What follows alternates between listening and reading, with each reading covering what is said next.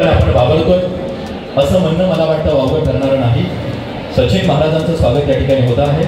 म्हणून ही सगळी मंडळी कार्यरत आहे। आदरणीय महाराजांचं स्वागत या निमित्ताने होत आहे। या स्वागताच्या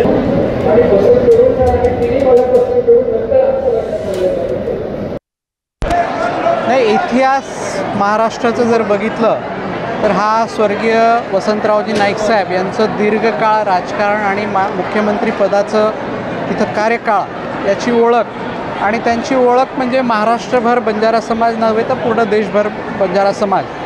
आणि राजकारणात आता नवीन पाऊल ठेवल्यानंतर मंत्रिपद मिळाल्यानंतर मलाही असं वाटते की जिथे जिथे स्वर्गीय वसंतरावजी नाईक साहेब यांची ओळख किंवा त्यांना मांडणारा वर्ग आहे तिथे जाऊन आपण त्यांच्याशी संवाद साधावा।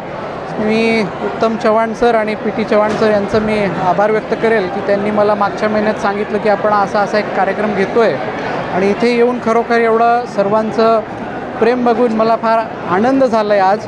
आणि समाजाची जेव्हा जेव्हा गरज पडेल तेव्हा तेव्हा आम्ही त्यांना असं सांगितलेलं आहे, इथे शब्द दिलेला आहे की आम्ही आपल्या पाठीशी उभं राहू। सर, या मेळाव्यातून तुम्ही वन नेशन वन रिझर्वेशनचा देखील नारा दिला आहे। आता बंजारा समाजाच्या आरक्षणासाठी काही महाराष्ट्रात असेल देशभरात असेल लढा उभारत आहे?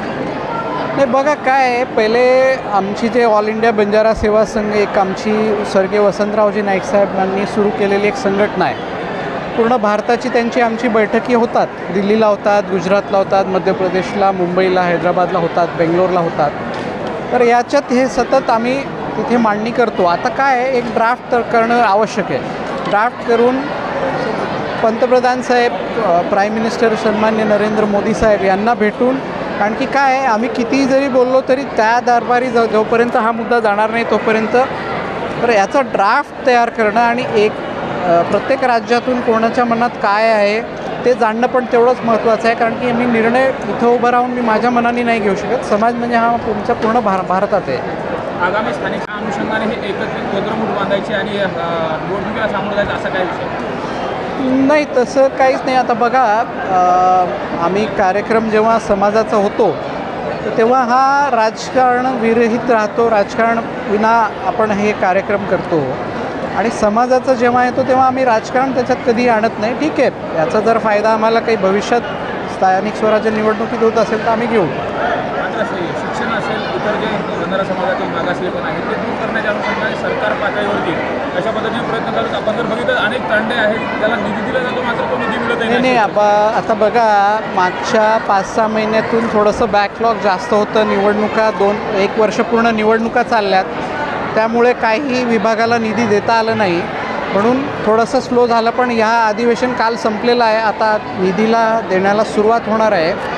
आणि त्यापेक्षाही महत्त्वाचं म्हणजे संत सेवालाल महाराज हे ग्राम समृद्धी योजना, तांडा समृद्धी योजना याचं पण तिथे समावेश आहे आणि त्याच्यातून चांगलं काम हे होणार, पुढच्या काही दिवसात दिसणार आहे तुम्हाला। 1 टप्पा त्याचं झालेला आहे आणि जिथे 700पेक्षा जास्त लोकसंख्या असेल, मिनिमम 700 असेल बंजारा समाजाची, तिथे त्यांना महसुली दर्जा आणि वेगळी ग्रामपंचायत करण्याची प्रक्रिया पण तिथे आपण सुरू करतो।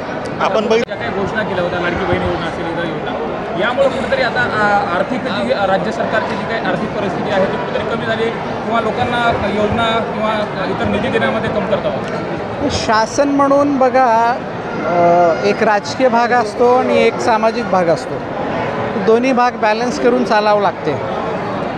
तर लाडकी बहीण योजना ही सर्वात चांगली योजना आहे, आपल्या सर्वांना माहिती आहे आणि ही योजना आपण चालू ठेवतो आहे। त्यासाठी आपल्या सर्वांना या महायुतीचं अभिनंदन करायला पाहिजे खरं म्हणजे, आणि ते आपण करतो पण।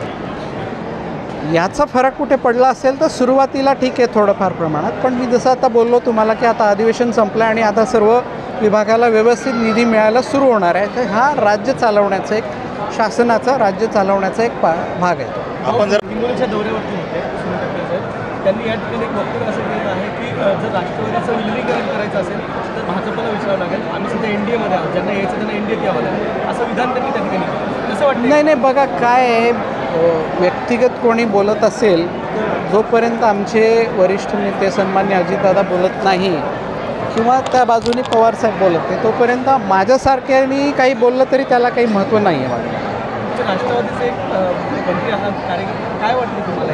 दोन्ही राष्ट्रवादी एकत्र आले पाहिजे? नाही, आनंद होईल, काही आम्ही सोबत काम केलेलं आहे, आनंद होईल आम्हाला. आपण जर पाहिलं तर बंजारा संघात निर्णायक भूमिकेत असतो, परंतु आजवर पाहिलं तर बंजारा समाजाचे जे तांडे आहेत ते विकासापासून दूर आहेत. अगदी रस्तेसुद्धा काही ठिकाणी नाहीत. त्यासाठी काही वेगळा उपाययोजना तुम्ही आता तुमच्या कार्यकाळात करताय. तुम्ही देखील आता सार्वजनिक बांधकाम विभागाचे मंत्री आहात. नाही, आपण काय आहे, ग्रामविकास विभागामार्फत जास्तीत जास्त गावाचं किंवा त्यांचे अप्रोच रोड्स असतील ते त्याच्यात होते. मी तुम्हाला आत्ताच बोललो की आम्ही जी नवीन योजना आणलेली आहे त्याचा फायदा निश्चितपणे तांड्याला होईल आणि काही दिवसात तुम्हाला त्याचे रिझल्ट पण दिसायला मिळतील.